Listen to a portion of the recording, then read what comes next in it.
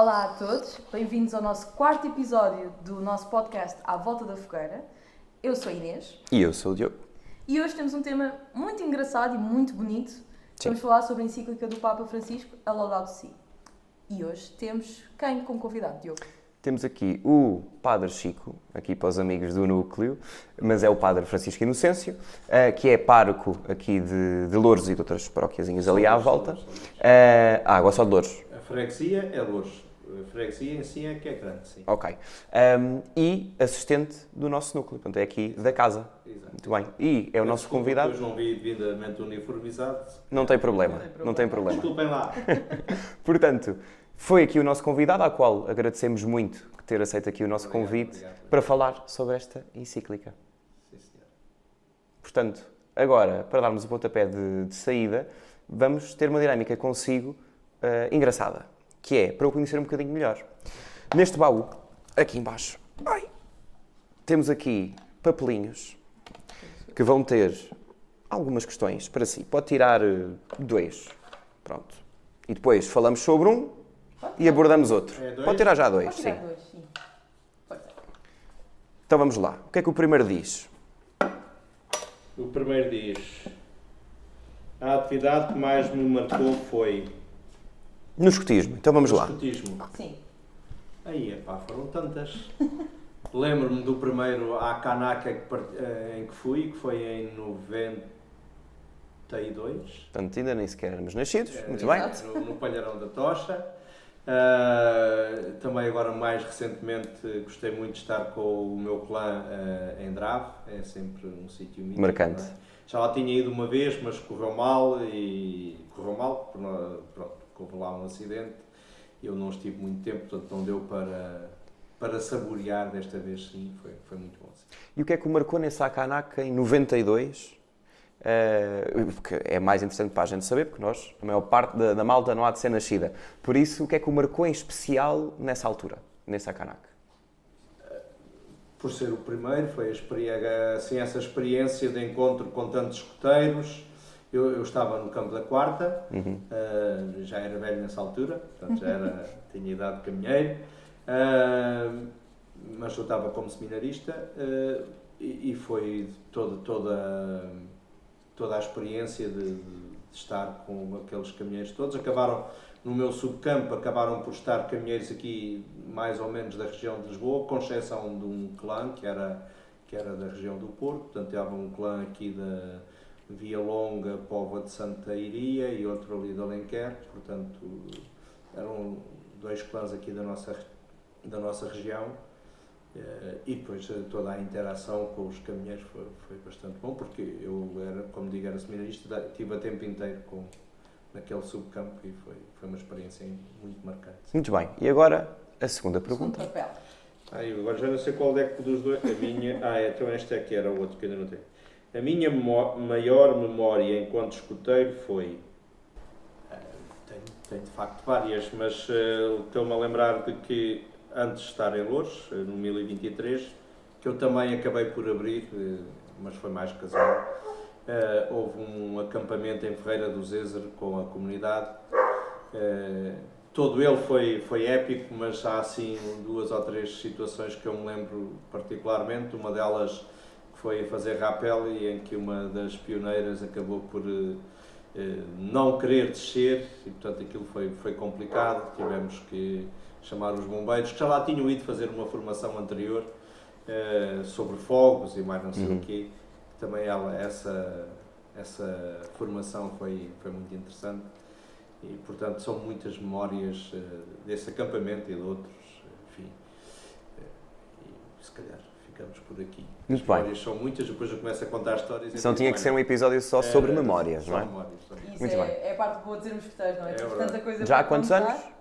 Aí há muitos, desde 92. Pronto, façam-lhe as contas. Exatamente. Portanto, há de ser. 31 anos. Muito bem. Vai fazer agora dia 24 de janeiro, 32 anos que fiz promessa. Incrível. Uma vida, quase. Exatamente. Mais do que a nossa. Mais do que a nossa, sim. Exatamente. Então agora, voltando mais aqui para o tema do episódio de hoje, Gostava de pedir ao Padre Chico se pudesse fazer assim um resuminho da Laudato Si, para quem nunca ouviu falar, para quem nunca leu. O que é a Laudato Si? Bom, hoje pode-se dizer que a Laudato Si é a primeira parte de um conjunto de encíclicas que o Papa escreveu, um conjunto que são duas, uma agora mais recente, que é a Laudato Deum, portanto, louvai a Deus, a primeira, louvai o Senhor, inspirada no cântico do São Francisco de Assis, e em que o Papa desenvolve precisamente esta dimensão do louvor, penso que muitos conhecerão, este cântico, chamado Cântico das Criaturas, em que São Francisco convida o sol, a água, até a morte, o fogo, a louvar a Deus, e então o Papa pega nisto e desenvolve, de facto, esta dimensão da ecologia. Penso que há aqui também uma questão, digamos assim, de presença no mundo. Ela foi escrita precisamente antes do COP de Paris, portanto, aquela conferência sobre o clima que se realizou em Paris, e para marcar muito esse acontecimento, e em que o Papa desenvolve, no fundo, esta ideia do que é uma ecologia integral, não só a defesa dos rios ou do ambiente, mas de todo o ambiente no qual o homem também faz parte, e esta questão do homem ser bem enquadrado no mundo e na vida, e portanto é um pouco, se calhar o resumo é mesmo esta expressão da ecologia integral. Ok. E se tivesse aqui de destacar os pontos que mais o tocam a si nesta encíclica, quais é que destacaria nesta encíclica? Eu passava já para esta e para dizer uma coisa, que é muito esta dimensão da urgência. Ou seja, de facto, alguém dizia, não é? As palavras que salvam o mundo já foram todas ditas, é preciso depois fazer, não é? E eu penso que o Papa tem reforçado muito esta dimensão, como estava a dizer, ele fez questão de publicar a Laudato Si antes de uma das COPs, e agora de novo também. Aliás, sabemos que ele queria muito ir lá ao Dubai, não é? Depois veio lá a gripe e não lhe permitiu ir, mas porque é de facto uma realidade, um problema atual que o Papa tem muito a peito, e que percebe que já não estamos apenas na hora de fazer diagnósticos, não é? É preciso agir, é preciso que haja compromissos, é preciso que se avance com metas concretas para que, de facto, cuidemos uns dos outros e cuidemos desta casa que é comum, não é? Aliás, se não me falha a memória, esse é o subtítulo, não é? O cuidar da casa comum. Sim. E, portanto,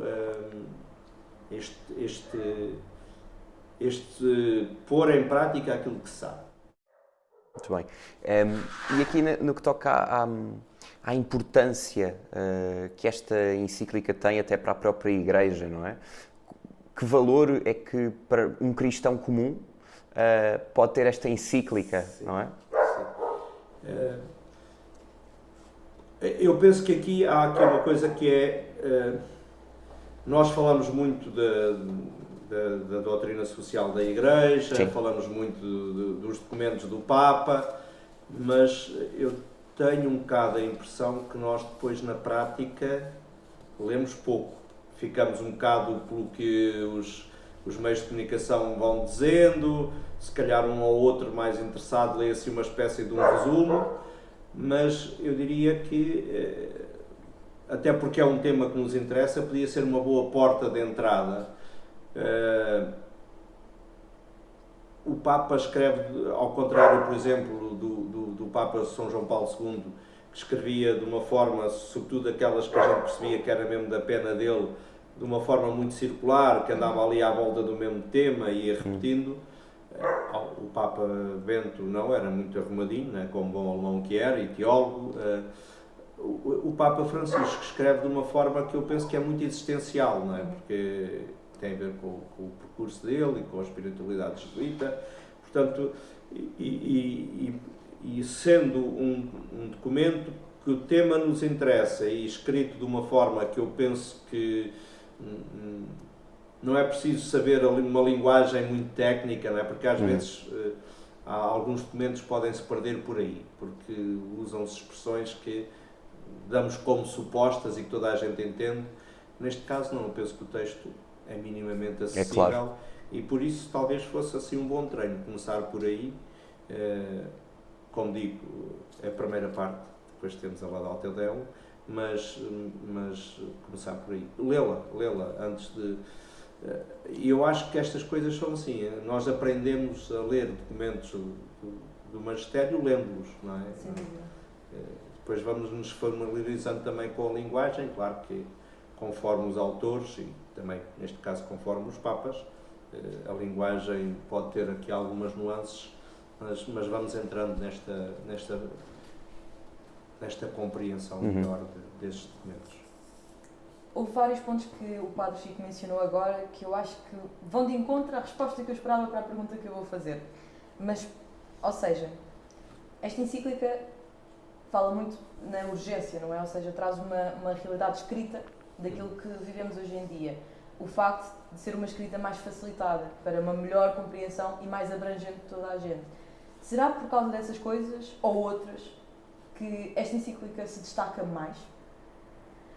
Em termos de, só para explicar, em termos talvez de ter um impacto maior quando foi publicada, sim. Não é? Eu, pelo menos, eu estudei a encíclica Laudato Si na faculdade e, portanto, foi um momento em que eu, foi a primeira vez que eu estudei realmente, não só ler, uma encíclica, e eu percebi que esta encíclica, se calhar, tinha algo mais fácil de nós, por exemplo, jovens, neste caso, identificarmos com ela. Sim. Tem algo assim que destaca mais, além das outras, uma evolução, talvez, em termos de encíclicas, ou é mesmo, talvez, o estilo...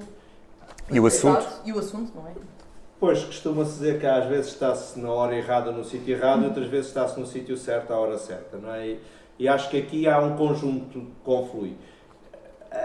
O magistério da Igreja, há algumas coisas que são mais, sei lá, teológicas.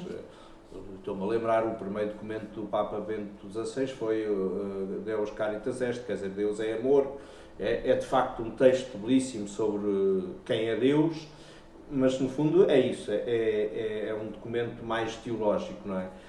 Outras, sobretudo aquelas que nós podemos agrupar dentro daquilo que nós chamamos a doutrina social da Igreja, normalmente têm a ver, desde a primeira, tem a ver com a problemática do tempo que se está a viver. A primeira foi a Rerum Novarum, do Papa João XXIII, mas naquela altura a comunicação não é o que é hoje, sim. Não é? O grande progresso eram as radiomensagens, não é? Portanto, os papas faziam mensagens por rádio, porque antes disso era mesmo só escrito, não é? Bom, e portanto, esta encíclica acontece com um tema que cada vez está mais em cima da mesa. Penso que para além de todos os outros males primeiros que as guerras têm feito, é também fazer-nos esquecer desta emergência climática em que estamos a viver. Mas, portanto, na altura ainda não havia nem a guerra da Ucrânia, nem estas que são mais mediáticas, porque há outras que têm matado mais gente. Nós esquecemos isso, não é? Mas portanto, estas que são mais mediáticas não existiam. Há uma sensibilidade mundial para esta questão. E, de facto, já nessa altura, digamos assim, a pessoa do Papa criou muita simpatia, não é? Portanto, as pessoas... Eu penso que este Papa é escutado com simpatia. Portanto, as pessoas, no fundo, quase que estão à espera do que é que o Papa vai dizer. E isso tudo ajudou a que a encíclica tivesse... E, como digo, eu acho que houve ali também uma intenção, quase que podíamos dizer política, não é? Do timing em que a encíclica é publicada. E, portanto, tudo isto confluiu para que a encíclica, de facto, fosse escutada e muito bem acolhida. E depois, como surge desperta interesse, é estudada nos vários meios, não é? E acho que isso também é importante porque sai um bocado fora das paredes da Igreja, não é? Porque às vezes há muita coisa bem dita e bonita, mas que fica fechada. E esta penso que foi escutada pelo menos no conteúdo, depois enfim. Tem conseguido ser partilhado, não é? Que Sim. é a parte mais importante. Sim, eu acho não que é? hoje se calhar se disser só o nome de outras encíclicas, as pessoas não sabem Exatamente. sobre o que é que são.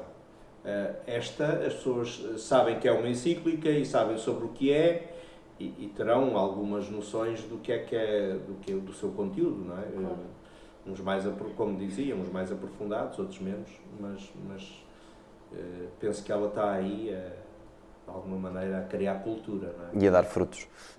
E até a título de curiosidade, porque a pesquisar sobre a encíclica, li um documento em que o Padre Chico estava a explicar que foi quase, o timing foi quase politizado no sentido de propósito por causa da COP, e efetivamente, do que li, até foi uma ministra, a ministra do Ambiente de França, que numa conversa com o Papa Francisco lhe pediu, sabia que ele estava a escrever o documento, e que lhe pediu, faça agora, até àquele momento, porque vão o ouvir. Precisamos da sua palavra, do que é que a Igreja tem a dizer sobre isso, mas especialmente o que é que o Papa Francisco tem a dizer sobre isso.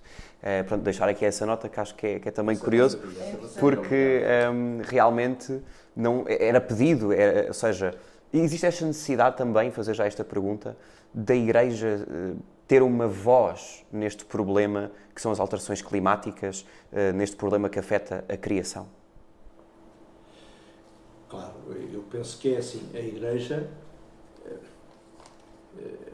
um dos grandes problemas que atravessou não só a história da Igreja, mas a história de todas as religiões é de facto este lugar e a relação entre o que cada experiência religiosa diz e depois a vida das sociedades, não é? Se quisermos a relação entre a Igreja e os poderes civis, não é? Sim.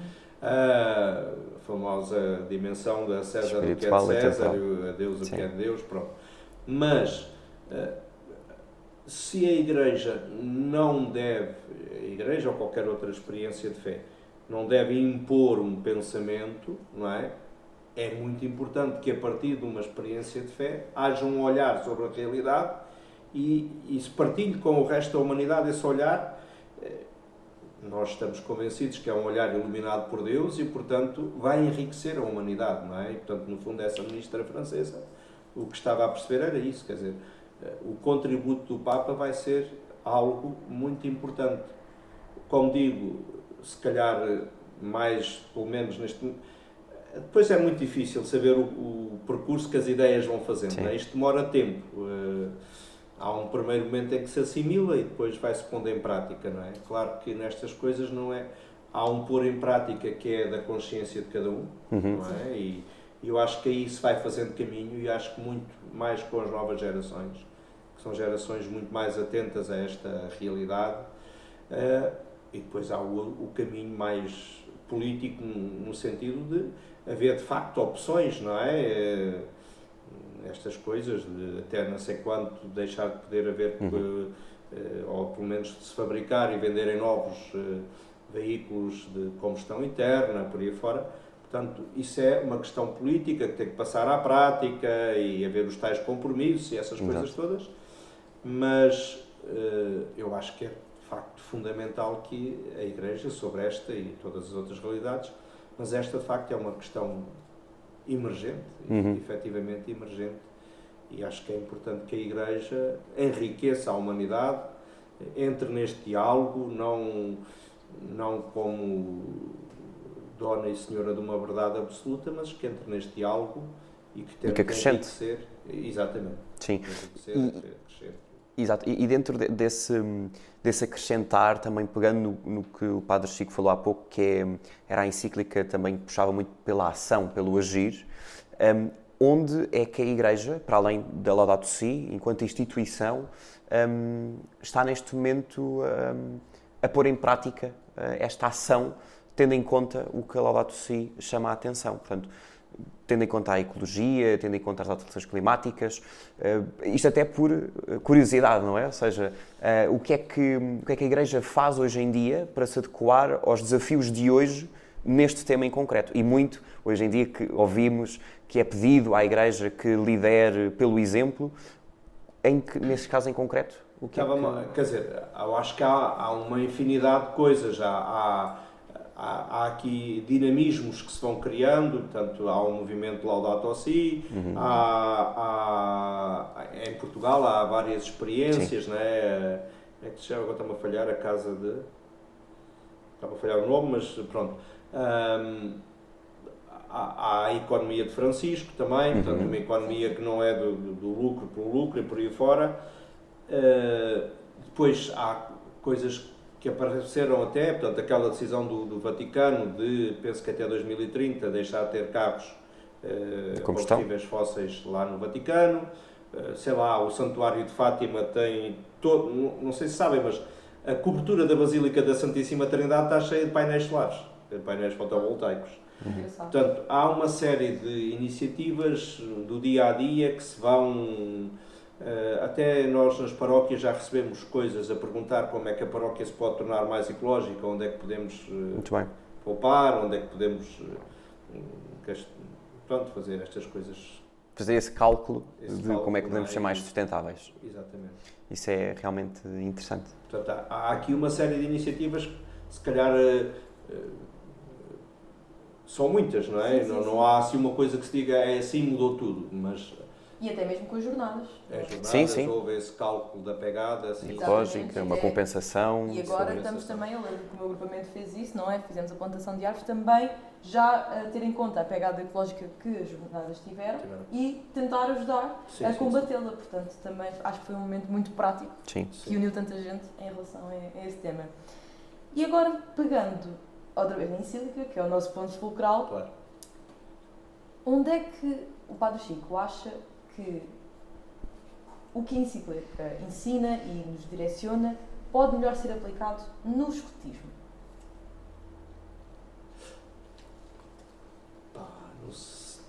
Quer dizer, há aqui uma coisa que eu sinto que não é muito fácil,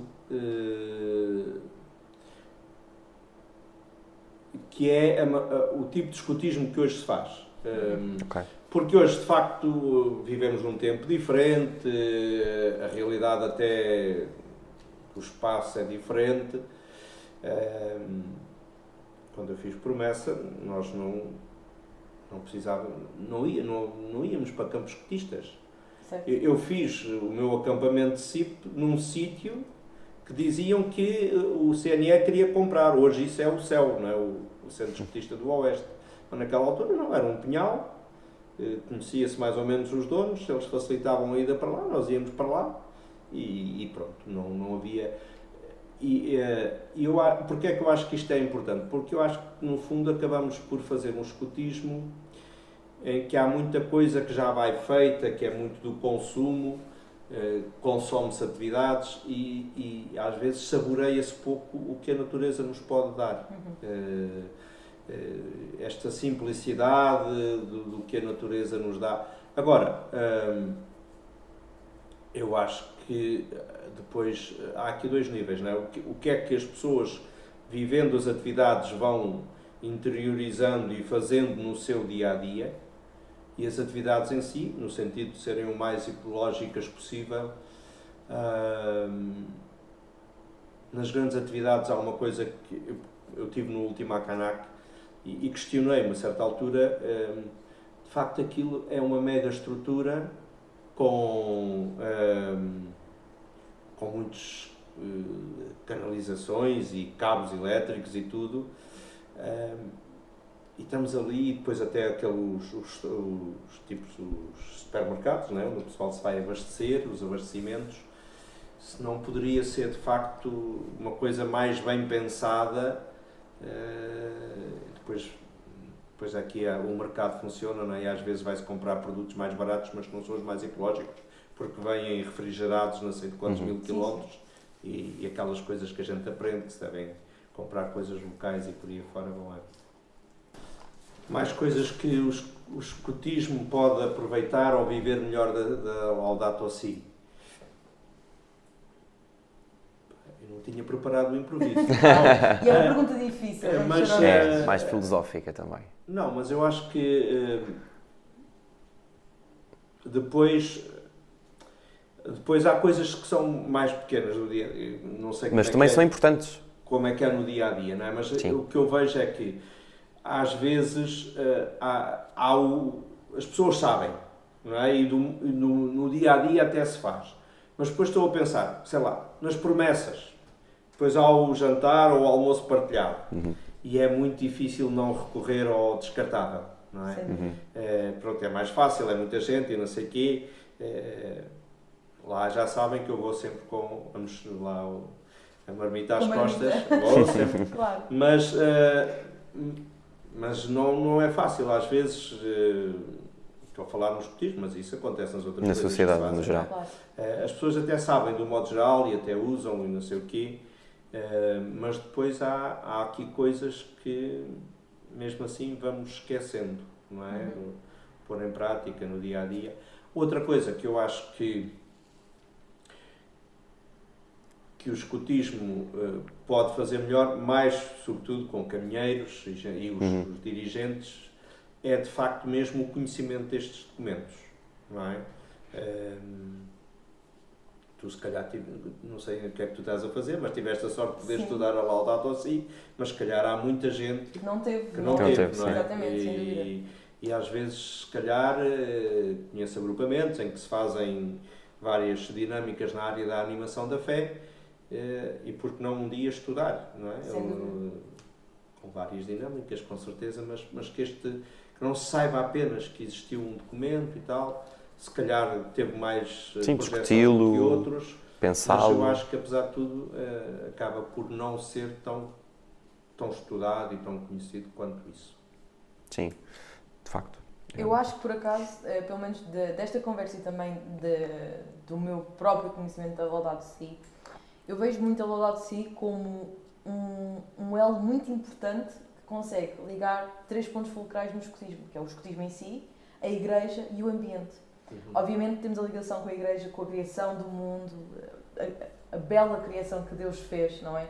Mas agora temos algo mais recente, mais atual, com o facilitismo de conseguir abranger toda a gente e os nossos próprios conhecimentos da escrita religiosa católica, e mesmo assim com o impacto que podemos ter na nossa vida. E eu, pelo menos aqui numa mais de partida, não é tanto pergunta, mas é isso que pelo menos a mim suscita muito interesse na Laudato Si, porque eu sinto que tem uma parte de ligação e de abre olhos, de certo modo também, que nós podemos trazer para o movimento. Pois, há bocado eu dizia, não é, que no fundo este conceito, a chave quase que podíamos dizer de leitura é esta dimensão de uma espiritualidade integral, não é? Sim. E portanto, ou seja, há uma razão pela qual se cuida do ambiente, não é? E portanto não se cuida do ambiente só porque sim, porque temos a consciência de que estamos cá e que, não é? Logo desde o livro do Gênesis, não é? Que é cuidar da terra, não é?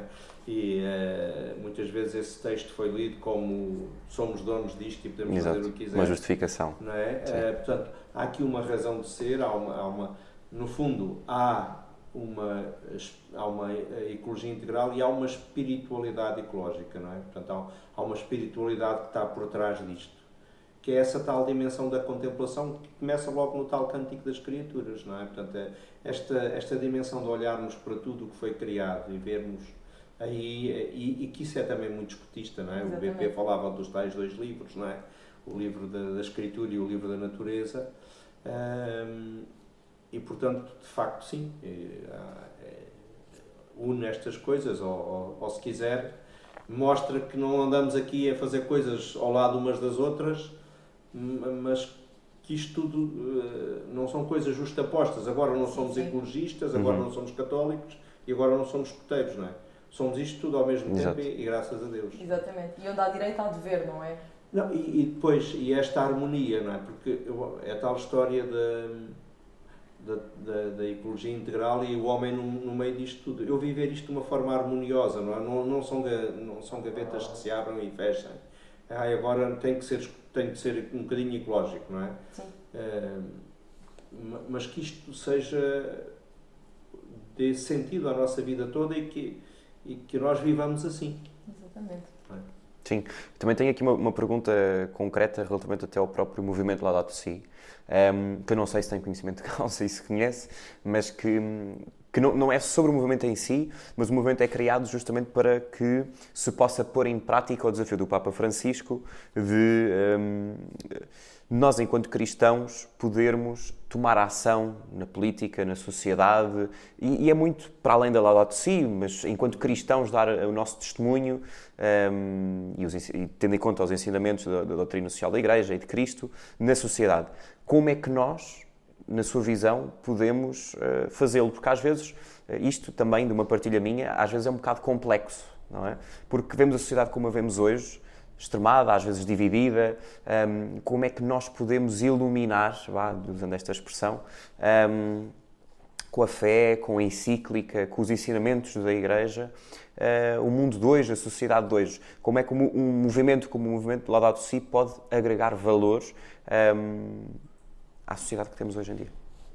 Eu penso que há aqui duas coisas, do que eu vou lendo, vou vendo, do que o movimento vai fazendo, que podem ser importantes. Uma é esta do ir criando algum movimento, não é? Aquilo que eu me apercebi mais recentemente, houve uma vigília ali antes da COP lá no Dubai. Portanto, já falámos sobre isto, não é? Portanto, as pessoas estão sensíveis a isto e consegue-se chegar a pessoas da Igreja, fora da Igreja e vai-se criando aqui uma cultura. E depois há um trabalho, eu diria, mais invisível, que tu de alguma maneira já apontaste, que é esta dimensão de ir recolhendo as várias problemáticas que não se esgotam só no texto da Laudato Si, não é? Que vão, enfim, o mundo não para, e ter de facto uma visão sobre isto. Uma visão à luz da fé. À luz da fé não é só dizer temos muita fé, isto vai correr bem, não é neste sentido. É, à luz da fé, quando eu olho para esta realidade, o que é que ela me mostra está de acordo com o plano de Deus e o que é que não está.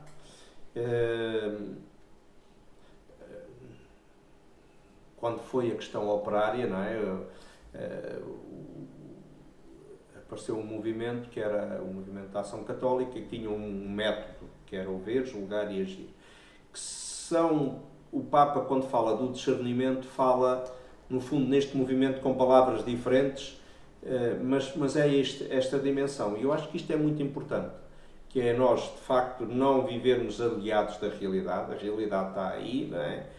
Agora, é o que é. Não podemos fechar os olhos. Agora a mensagem do Papa para este Dia Mundial da Paz foi sobre a inteligência artificial, não é? Portanto, a realidade está aí, nós não fechamos os olhos, vemos, julgamos. E o que é julgar? Julgar é precisamente isto, à luz da fé, o que é que aqui, nesta realidade, está de acordo, tem potencial, e o que é que precisa, não é? Eu acho que foi agora no Advento, aparecia uma carta de São Paulo, que tem lá uma coisa que é muito interessante, avaliai tudo e guardai o que for bom. Há aquela expressão popular, não é? Mandou-se embora o menino com a água do banho, não é? Portanto, às vezes queremos ser tão, se calhar até tão voluntariosos, não é? Queremos fazer as coisas bem feitas e não sei o quê, não, a realidade não é sim ou não é boa ou má.